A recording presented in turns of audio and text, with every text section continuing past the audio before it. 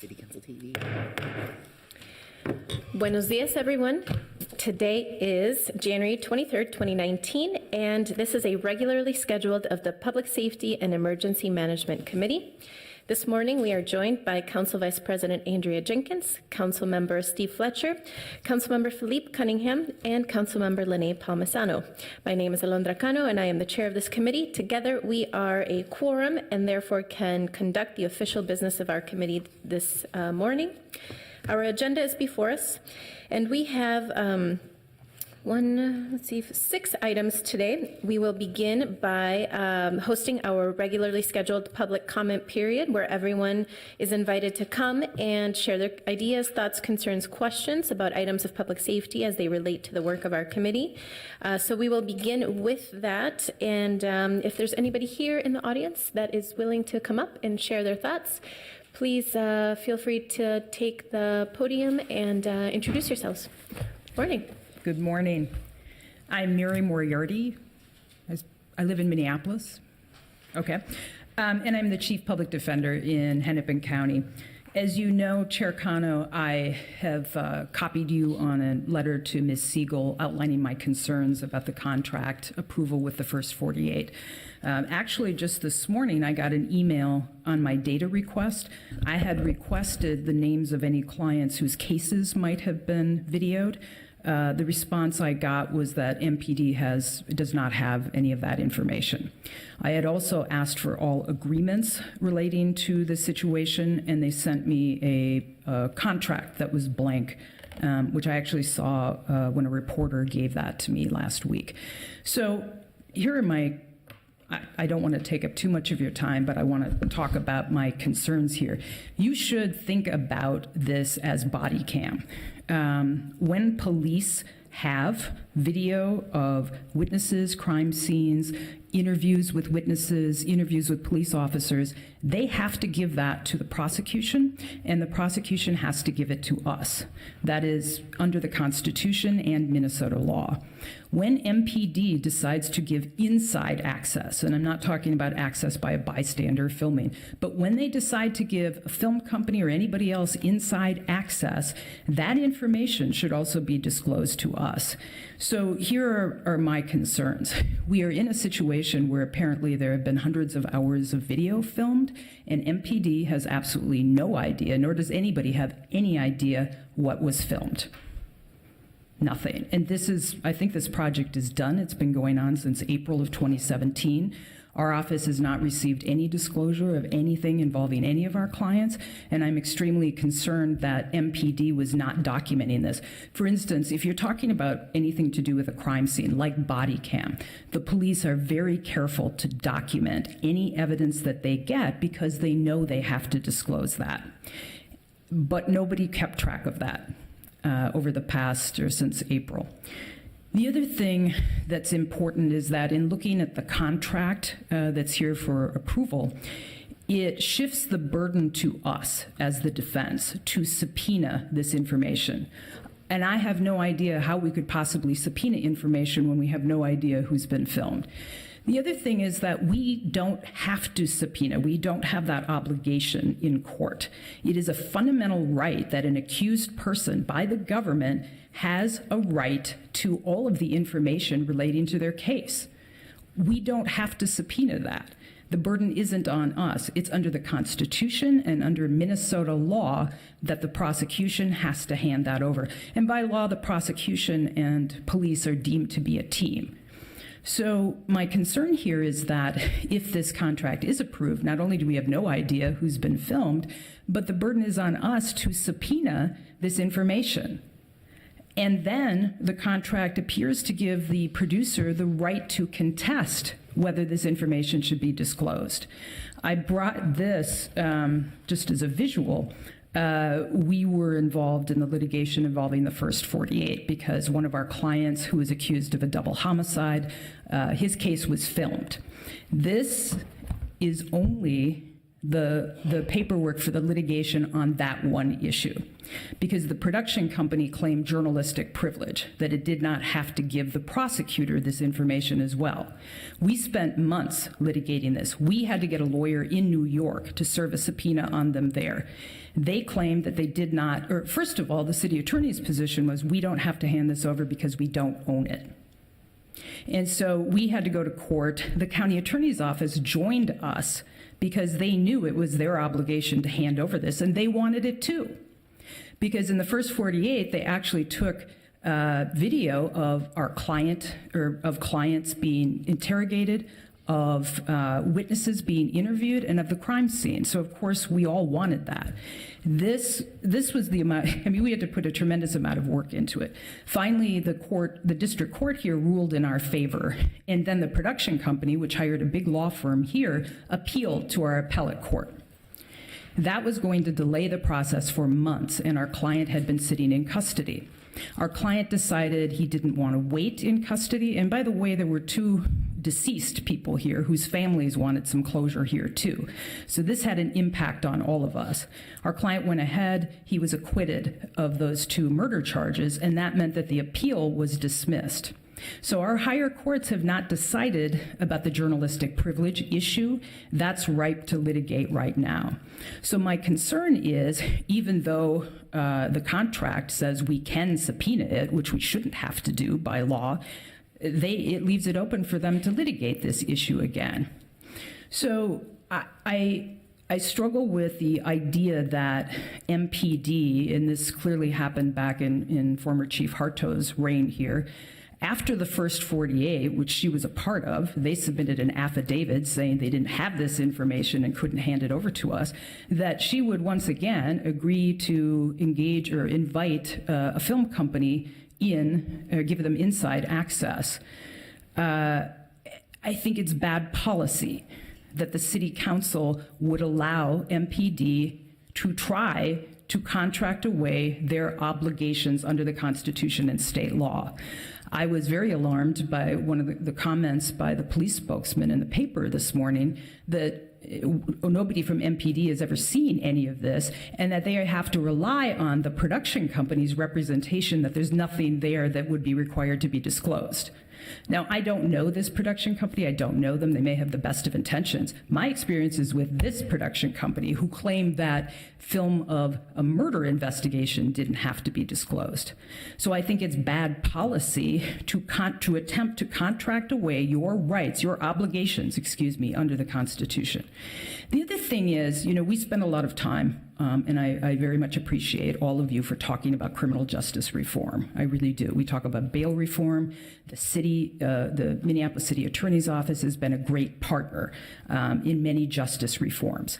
But this isn't reform. This isn't about reform. This is a fundamental issue that's been settled by the United States Supreme Court and by our Minnesota law for years. When the government accuses a person of a crime, it is the government's obligation to hand over that video, that evidence, so that this person can defend themselves. So I'm asking you, if it was you or your loved one or family member that was accused, would you be okay hearing that MPD was allowed to attempt to sign over its obligations under the Constitution, and so they didn't have access to or they don't have the tape, and you can't have it? I'm happy to answer any questions. So I appreciate you coming to speak to us today. Thank you very much. In order to make sure that we continue to have an orderly meeting here today, what I'll do is move to receive and file your public comments, and then you can take a seat. I will then pull the item that you're referencing up for discussion, pulling it off of the consent agenda, so we can have a brief conversation about this in case there are questions, or we want to ask our city attorney's office representative for some clarification. And then before the discussion, of course, we'll approve the consent items, and then we can decide what we want to do with the item for discussion in terms of how we want to forward it on to the full city council. So thank you for your time and for coming to express your concerns and for writing to us. Are there any other folks who are here to share or speak on any items today or in general about public safety? If not, Okay, so we'll just come up here, and then once you're on the microphone, you can introduce yourself to the committee, and then let us know what's on your mind. Well, my name is Jeanette Blevins, and I'm Thurman Blevins' aunt. And, you know, he was involved in the shooting this summer. So I'm here to help support the IGR, the Intergovernmental Relations Committee. And I just want to help work on that and try and help him and also others involved in shootings, you know, that were, I know a lot of them are young, you know, and it's, you know, too bad that they get caught up in violence, you know, but I'd also like to help work, you know, with the Minneapolis police, you know, on making things better for the community. So I plan to attend more of these meetings, you know, and help out. So I just want to, you know, let you know that I want to be involved as much as I can. So that's it. Thank you so much. Thank you for taking the time to come. And if you don't mind, Kelly will be able to sign you in, but also maybe, Kelly, can you give her the date and time of the IGR meeting where I believe the police charter amendment might be being discussed, which might be connected to the issues that she's interested in? No problem, Chair Connell. I'll look it up right now. Thanks. Thank you so much. Thanks for being here. So without further public comment, I will move to receive and file the public comments from today on public safety issues. All those in favor, please say aye. Aye. Aye, and that motion passes. I'm going to move to get item number 4 off of the consent agenda into discussion, and then we'll move the consent items as listed, with item number 2 being the contract with the Regents of the University of Minnesota for veterinary services for police canines. Item number 3, which is a contract with the Minnesota Bureau of Criminal Apprehension for DNA analysis of Minneapolis Police Department case evidence. And then item number 5, which is a gift acceptance for the Minneapolis Police Department from the Minneapolis Police Canine Foundation for training of 2 canine units. All those in favor of approving the consent agenda, please say aye. Aye, and that moves forward. And so on item number 4 now, with our newly item for discussion, I'll open it up by acknowledging that we did get communication from Ms. Moriarty's office, and that is one of the reasons why we decided to delay this item for approval last year. So you might remember that this item was slated for approval a few cycles ago in public safety, and we did receive communication from external partners about looking at this item. And so what we did is we decided to delay by a few cycles, and that allowed Councilmember Fletcher and I to have a phone conference call with the filmmakers to better understand the scope, intent, and context of this particular project. Our city attorney's office was able to facilitate that connection and joined us for the conversation. I was impressed with the amount of thought and nuance that the filmmakers presented in terms of what they were hoping to do with this particular film. They did point to the project that Ms. Moriarty had discussed earlier as something that is not an example of what they're trying to work on or do. So we did have that conversation, and I do just want to ask for clarity for point of information and public transparency here. We did discuss the issue of whether or not the video would include footage of folks who are being questioned or apprehended, and one answer from the filmmakers was that they have to go through a hardy legal process review of the film before anything like that would ever be exposed or featured in the film. But I'm curious if our city attorney can help us understand whether or not there's a specific clause within the contract that talks about that issue. What happens if the movie happens to capture footage of some of the clients of our partner here today?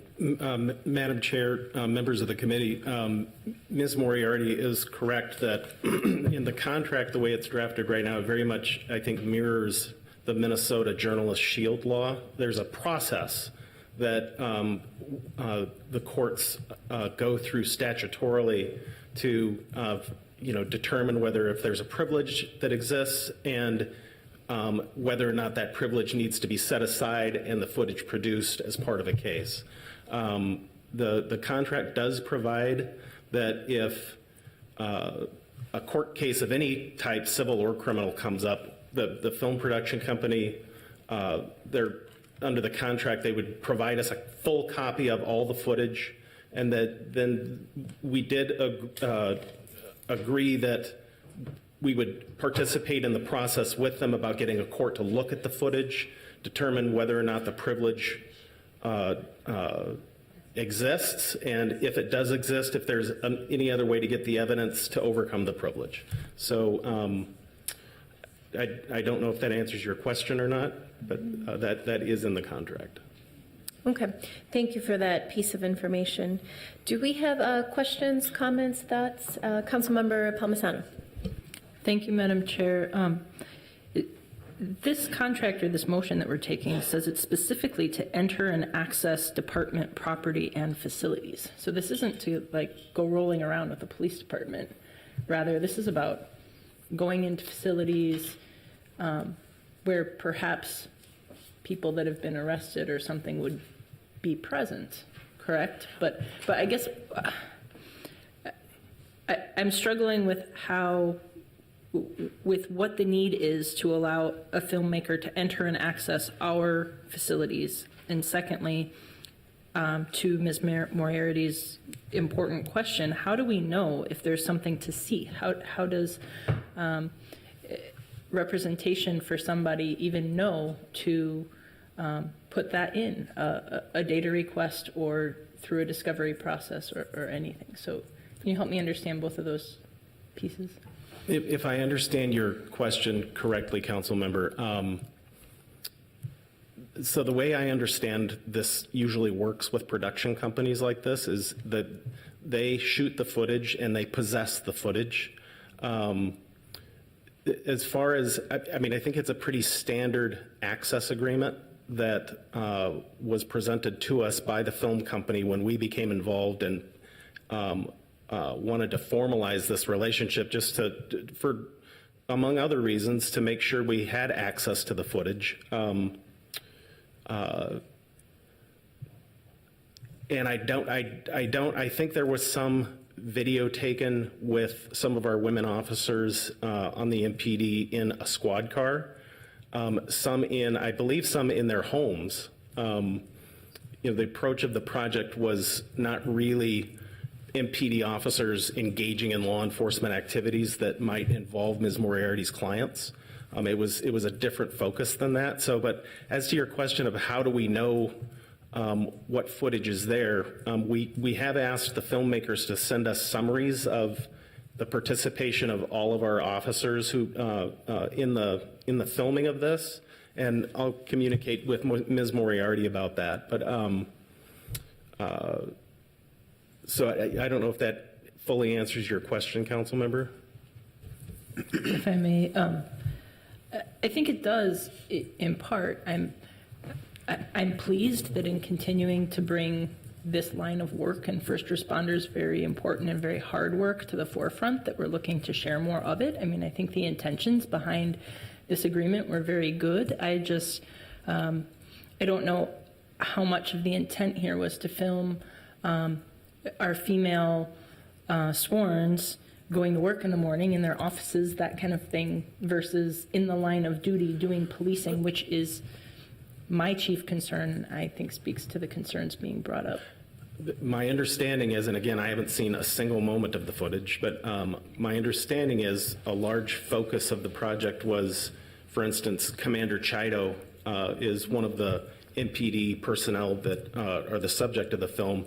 Shows her, engaging in training in her office, things like that. So, Okay, thank you. Councilmember Fletcher. Thank you, Madam Chair. I will say I think there's a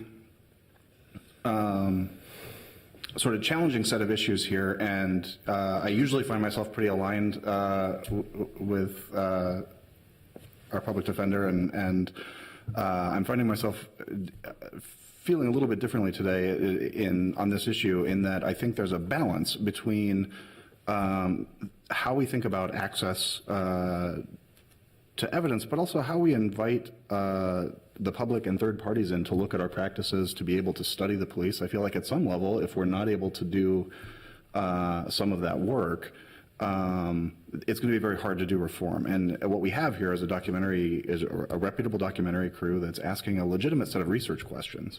And a really interesting set of research questions, right? We shouldn't actually be inviting access for like an exploitive reality show or some sort of, and we should be thinking about what kind of content we invite in. But here, they're starting from a research question that I think is compelling and is worth getting answered. And I'd be worried about how could we allow studies like that if the act of giving access is interpreted so broadly that any of that makes it essentially something that MPD needs to act as though it is theirs, right? You can't get studies funded or done if you don't sort of own and access the footage. And so I think there's a set of ethics questions.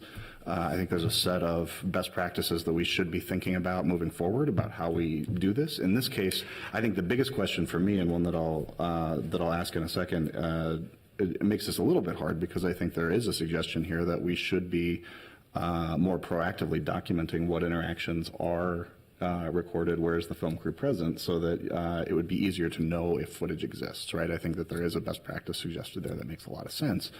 And in this case, it's coming to us after the fact, right? Most of the production is done. And so I guess I'm curious, why are we hearing about this now? Why wasn't this approval done a year and a half ago or back before production started? Most of the productions that I've worked on in my documentary filmmaker past, we got our clearances up front. That was pretty important, to make sure that we felt confident that the investment we were making in production was going to result in footage that we were allowed to use. So why are we only hearing about this now, I guess?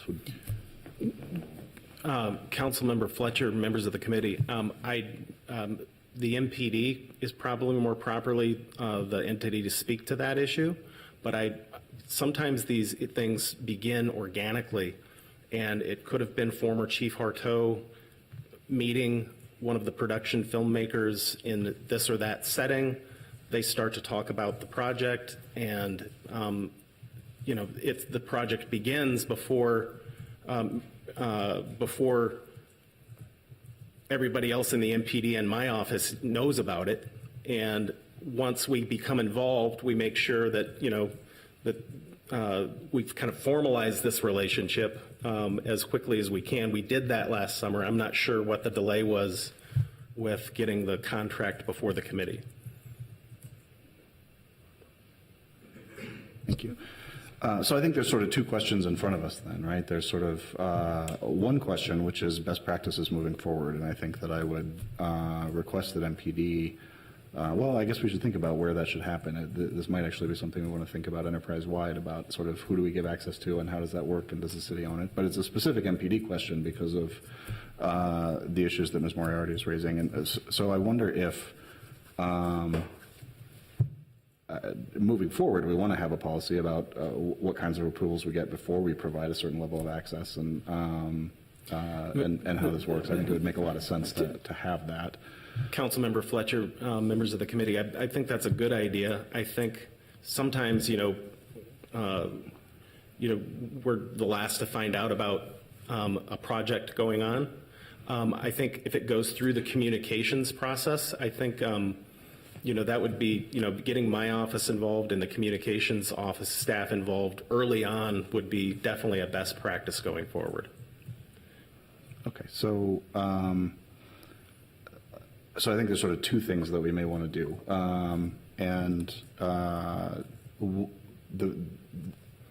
the first thing might be a staff direction to come back to us with a plan about how we're going to engage the attorney's office and the communications office early in the process when we get these requests. And I think that that's something that I'd be prepared to offer. But in terms of the issue that we're considering here, then the question is, what do we do with this contract, given that the horse has left the barn in terms of the production?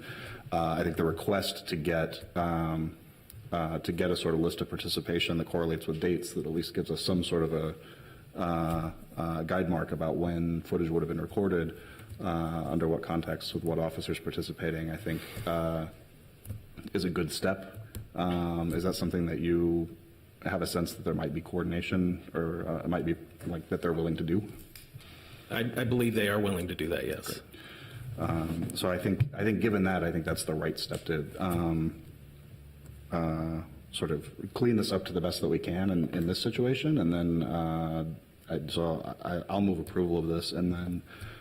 One more question or comment, if you can hold the approval. Okay. Is that okay? Sure. Yeah. Discuss further? Yeah. Okay. So I'll move approval of this, and then following approval of that, I'll see if I can formulate a staff direction to come back with a sort of policy change to incorporate communications and legal into the front end of these decisions in the future. All righty, so we have a motion before us to move approval of the contract with Blue Pictures LLC to film MPD Women in Law Enforcement. Are there any discussion on that motion? Councilmember Cunningham. Thank you, Madam Chair.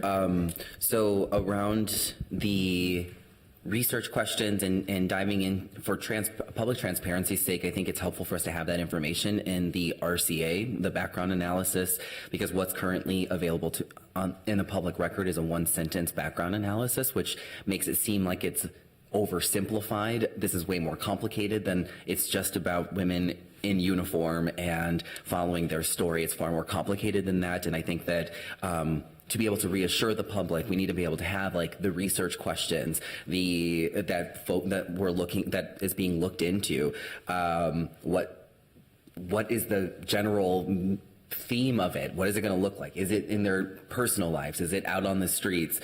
Just to be able to have some more clarity as well. And I think having it up front will be really helpful.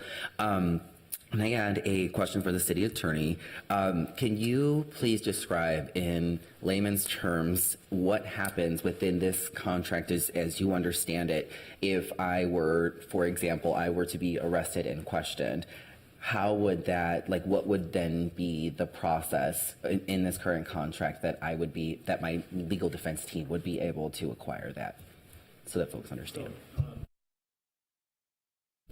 Likely forgotten more about this topic than I'll ever know, but my understanding is under this particular contract, and then I think it was the same in the instance of the first 48 access agreement, the prosecutors and the police obligation to turn over evidence when somebody is arrested and charged with a crime is to turn over everything that they possess.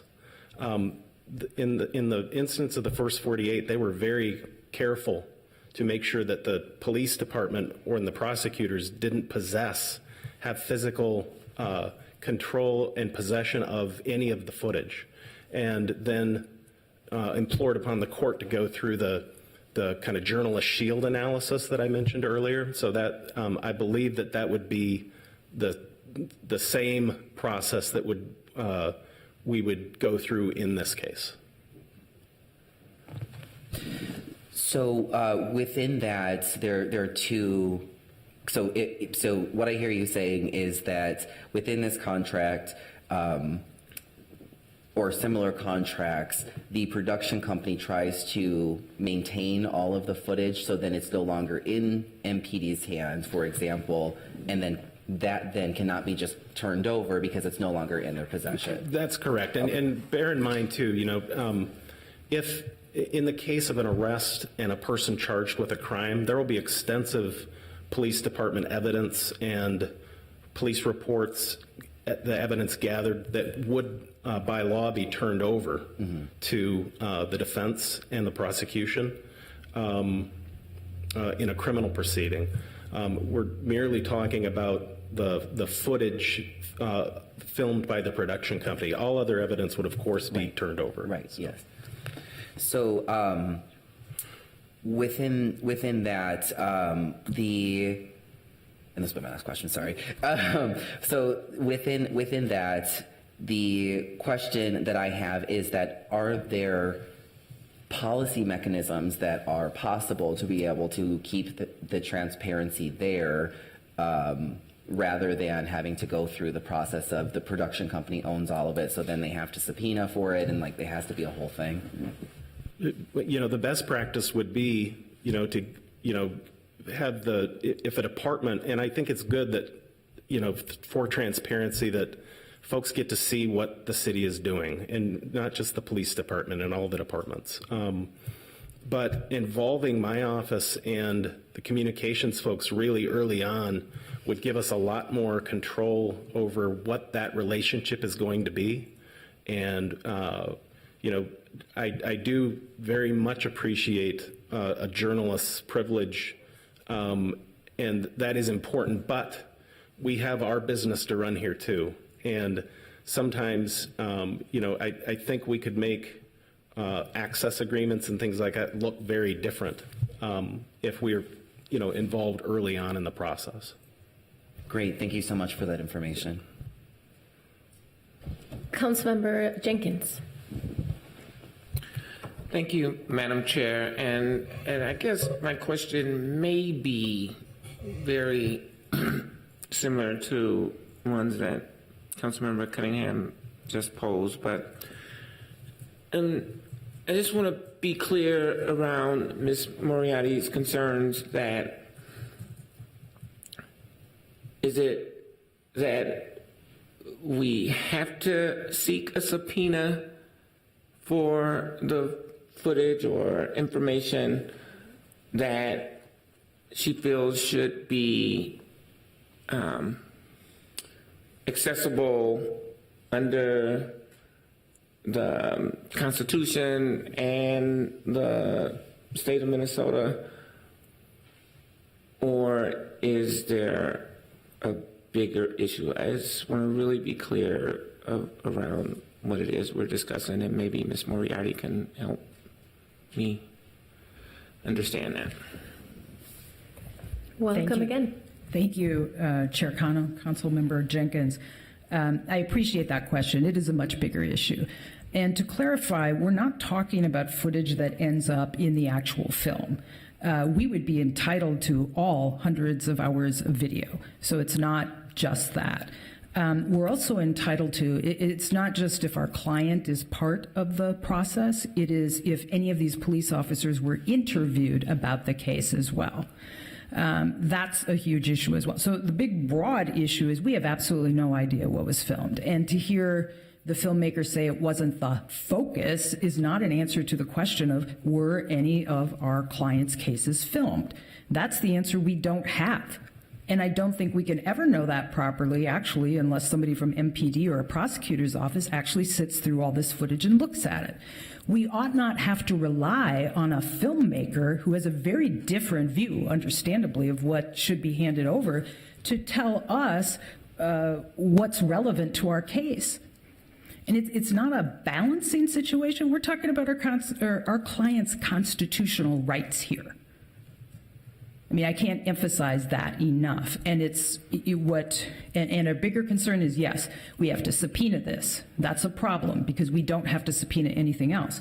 Then once we subpoena it, if we can figure out what we're subpoenaing, we have to litigate, once again, the journalistic privilege, which was that stack of papers I had. And we overcame that, by the way.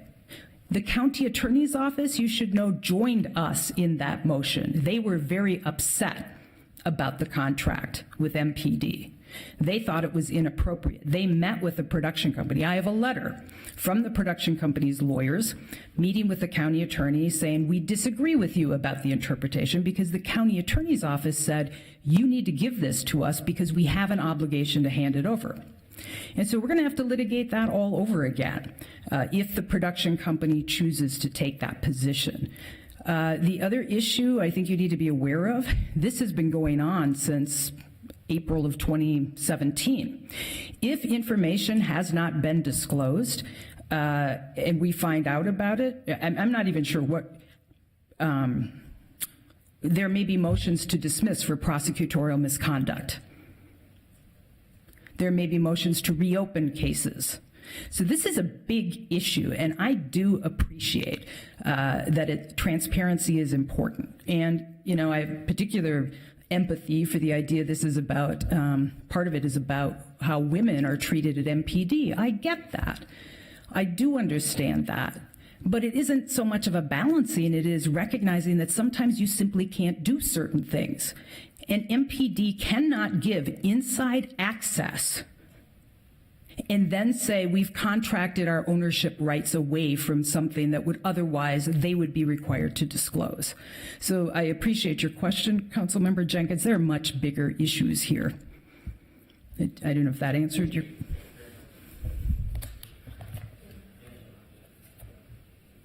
Thank you, Ms. Moriarty. Councilmember Palmisano.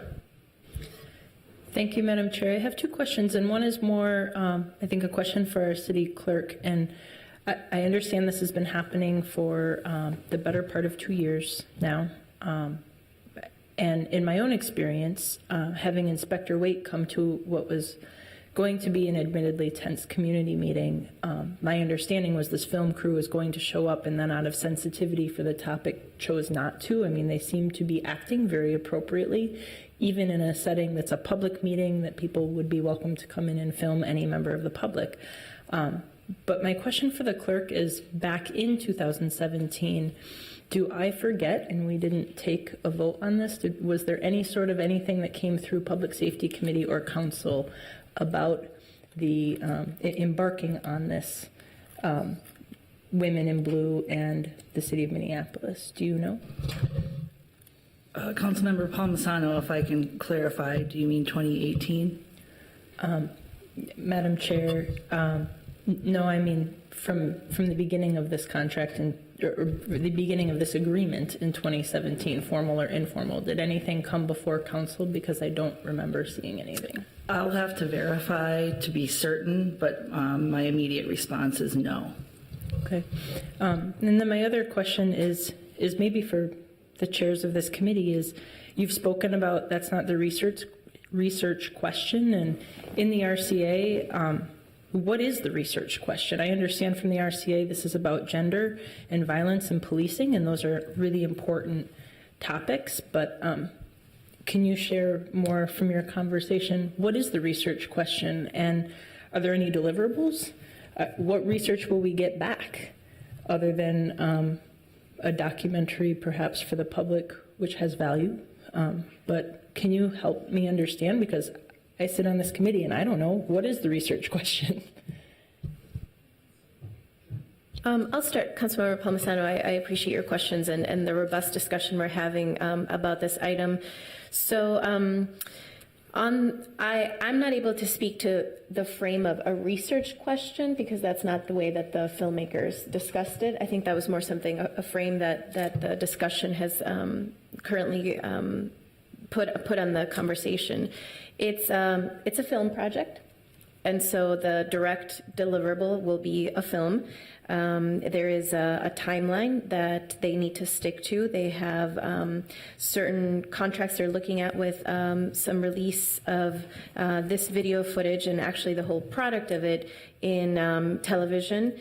And so they, the way they explained it to us in the opening of our conversation was how the idea of the project started. And so the idea of the project started when one of the filmmakers became interested in issues of policing, and the only way that she had access to the policing culture and the ways that policing work happens was by relying on one of her good friends, who was a female police officer, I believe in New York.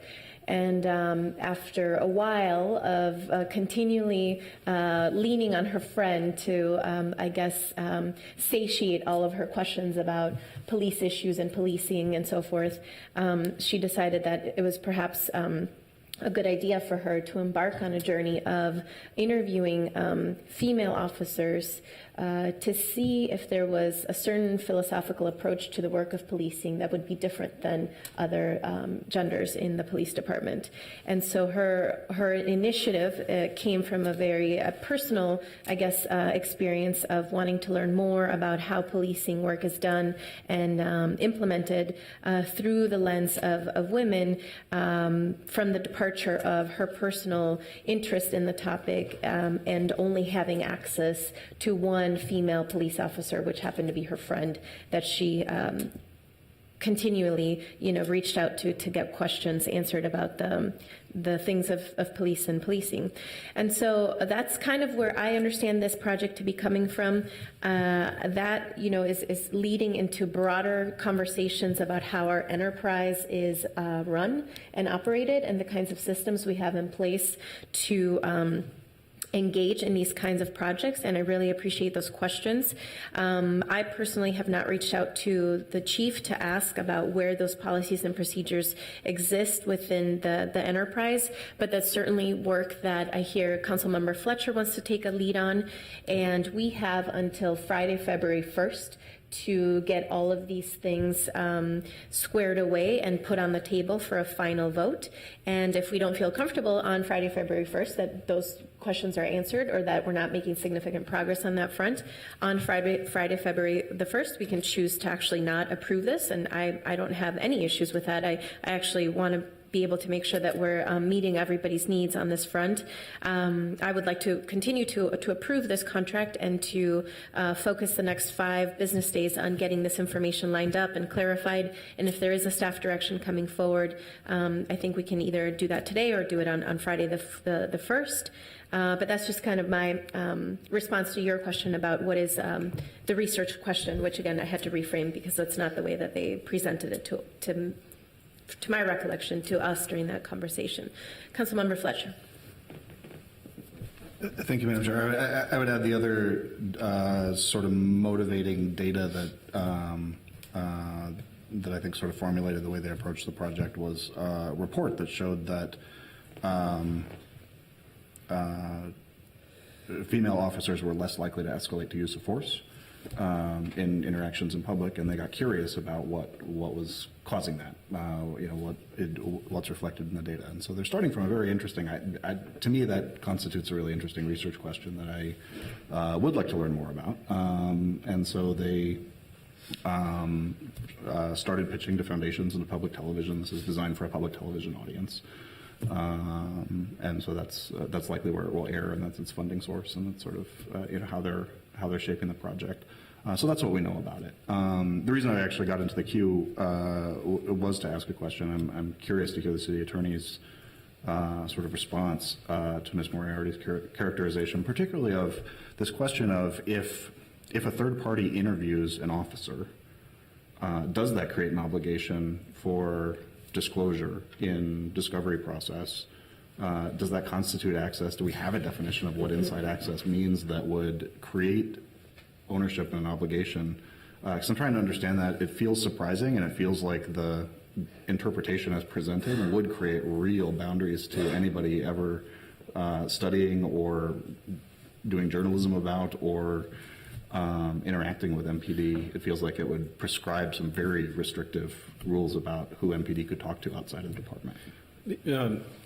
Councilmember Fletcher, to Ms. Moriarty's accusation, for lack of a better word, the MPD does turn over all of the evidence in its possession in any case it's required to. They do not fail to do that.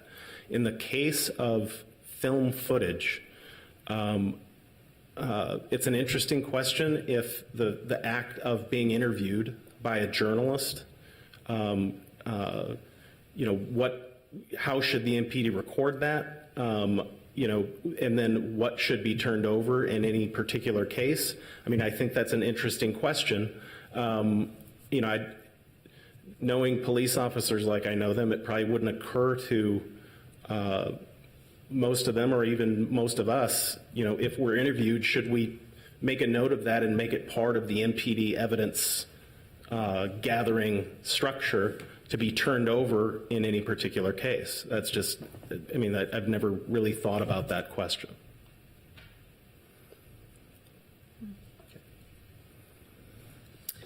Okay, any more discussion on this item? Seeing none, I will go ahead and call for a vote on this. All those in favor of approving the contract with Blue Pictures LLC to film MPD Women in Law Enforcement and authorizing the location and access agreement, please say aye. Aye. All those, okay, go ahead. All those who wish to abstain? Okay, And all those in opposition, please say nay. Nay. All right, so clerk, where does that leave us? That's a tie, so that's technically a failure to approve. And in terms of the item, does it go back to discussion and then it moves forward without recommendation? No, I mean, if it's failed, then it dies. So if you wanted to move it forward without recommendation, that would be a different motion. You would first need to move to reconsider the item, and then you could move to send it forward without recommendation. All right, I'm seeing some nodding of heads over here, so let's go ahead and, so that item fails to approve and move forward. I would like to move it to be reconsidered. All those in favor, please say aye. Aye.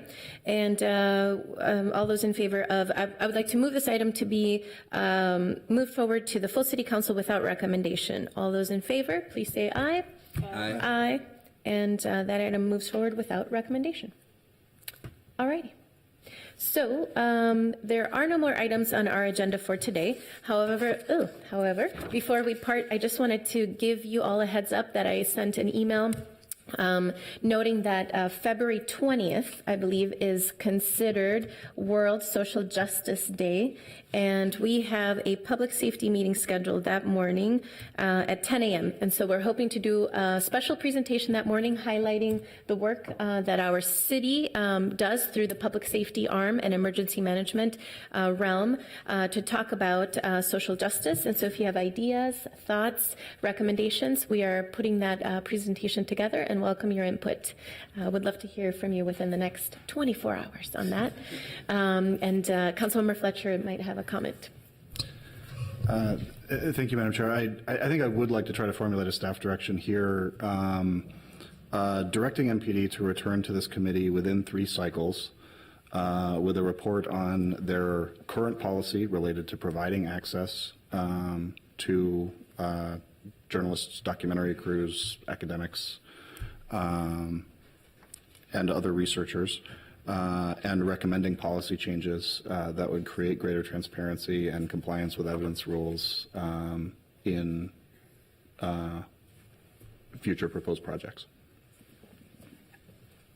All right, so we have a staff direction before us. Any discussion on that, Councilmember Jenkins? Thank you, Madam Chair. Could the staff direction include the process of contacting the city attorney's office and communications prior to entering into these kinds of agreements? And the question is to the Councilmember Fletcher. Yep. Go ahead. I was assuming that MPD would come back with proposals about how they'd proceed, but if you want to be more specific about what we're proposing, I'm open to that. I'd consider that a friendly amendment. All right, so we have a motion to move forward to staff direction with the language Councilmember Fletcher mentioned, with a friendly amendment to include specific language around the process of engaging the city attorney's office as well as the communications department. Any other discussions? Councilmember Cunningham. I just want to get clarification on the friendly amendment. Are you asking for policy recommendations specifically from MPD or city enterprise wide? So it's both to the author and the friendly amendment, just to get some clarification. My intent is to make the staff direction to MPD about MPD policy, because I think there's some specific nuance to questions of evidence and discovery that don't apply to the rest of the city enterprise. Councilmember Jenkins. Thank you, Madam Chair. My intent is to improve the process and communication for any contract that would provide access to city functions, processes, including MPD and or any other body department in our enterprise. Councilmember Cunningham. Well, if I may, for clarification's sake, make a friendly amendment to the friendly amendment to add citywide enterprise to the second component of it, so that we get recommendations on citywide while we're also digging into the MPD policies, just to make sure we delineate those two, because I think I agree with Council Vice President Jenkins. It's really important for us to think about this citywide, and also that we need to be nuanced, thinking about how MPD specifically, since it's a different and a slightly higher stakes, if you will, circumstance. So just wanted to clarify that component, that we're talking MPD for the first part and then citywide enterprise second part. Councilmember Fletcher. I think respectfully that if we do that, we're straying out of the bounds of this committee, and I would suggest that we take up a broader citywide question in the enterprise committee. I think that's actually probably a very good idea. And I think if people would prefer to think about this in a citywide frame, I'd be happy to bring something like this to enterprise and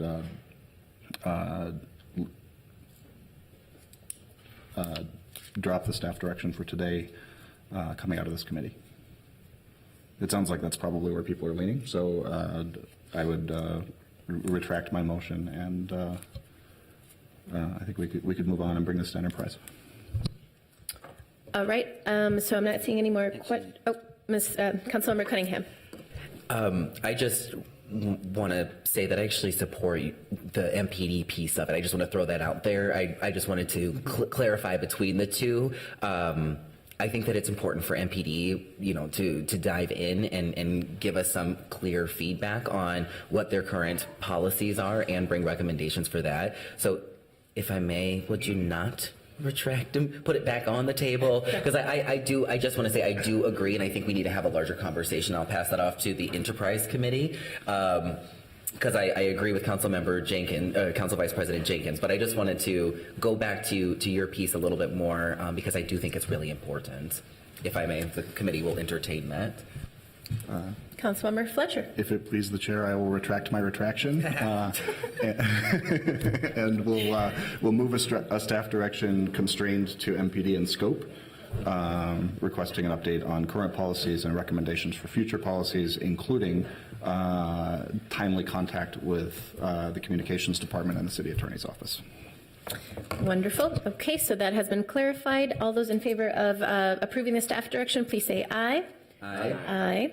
And I really appreciate the motion, not the motion, the intent to pick up this conversation in Enterprise. I think that having our chair here for the Enterprise Committee will certainly bring a lot of depth to that conversation next. And Councilmember Palmisano. If I may, Madam Chair, we do, some of our enterprise work is about all data and how we're using all data and sharing all data in the city. So I think this is one piece of that. If we want to get more specific with a question for enterprise about things more like the staff direction you made here, then let's talk more about that. We also have 3 members of the committee sitting here in public safety, so I'm open to that, but I wonder how it might already be part of our state of data effort. And doing something like that on an enterprise basis, let's just be really careful about how we tailor that so that we get something back that has value. So happy to continue that part of the conversation. Wonderful. That sounds great. And I see we've been joined by a group of young residents. I don't know if anyone can share a little bit about who they are and where they come from. What's your school's name? What school are you from? I'm from Jefferson. Jefferson. Is that everybody? Cool.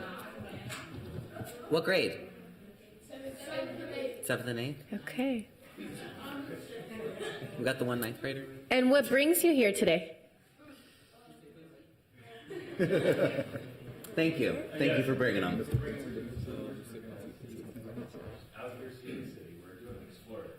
Excellent. Well, I hope you welcome. all will someday sit up here too. So we're wrapping up our committee meeting. This is the Public Safety and Emergency Management Committee. We help to oversee the police department and the city's emergency response. So we're glad you were able to see a little bit of what we were doing today, but we're at the end of our committee meeting today, so we're going to adjourn. We have a comment from Councilmember Palmisano.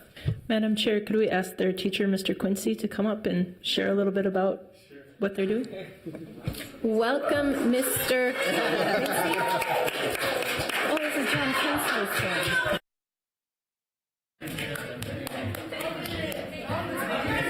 Mr. Quincy, if you could please approach the podium, state your name and organization, and introduce these wonderful young people. Sure. So I am Sam Quincy.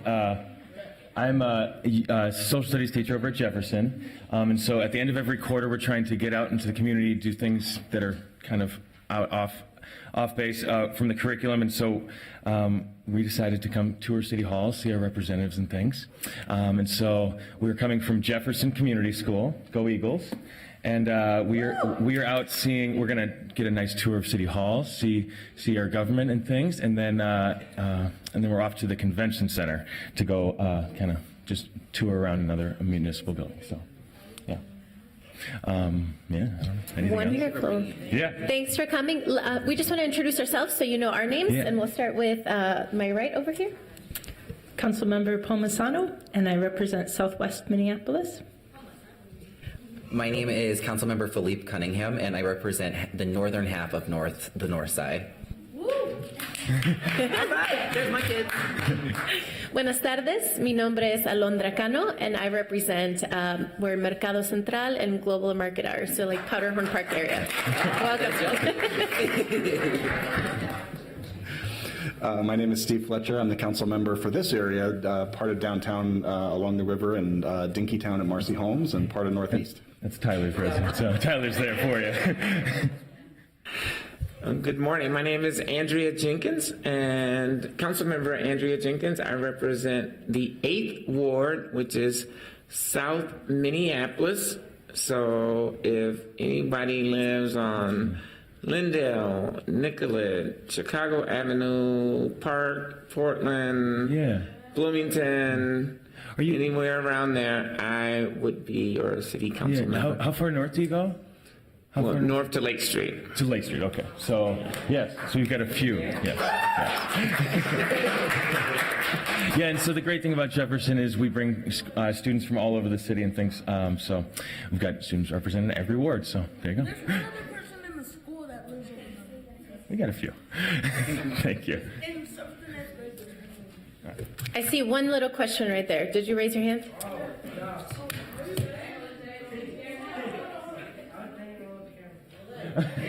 Yeah. That's a good question. There we go.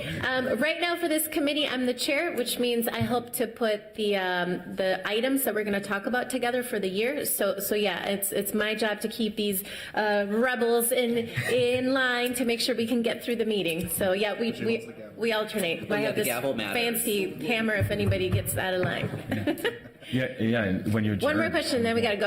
Are you their bosses? No. We work as a collaborative team. It's just my turn to help the committee. But for example, Councilmember Palmisano, she sits in this chair when it's her committee's enterprise. Councilmember Cunningham, he's the chair of the public health. Public health engagement committee. And then Councilmember Fletcher is Ways and Means. Well, vice chair of Ways and Means. What are you? chair a lot. I'm chair.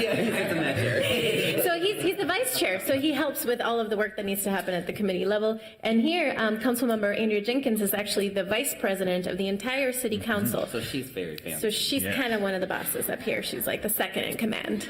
And our council member Bender is the president. The president of the council. Yep. We missed it by that much. Oh. Okay, well, her staff is here, so you can Yeah. hang out with her. Hanging out. Deanna helped us a lot. Yeah. Beautiful. All right, so without further business before us, this committee is adjourned. Thank you.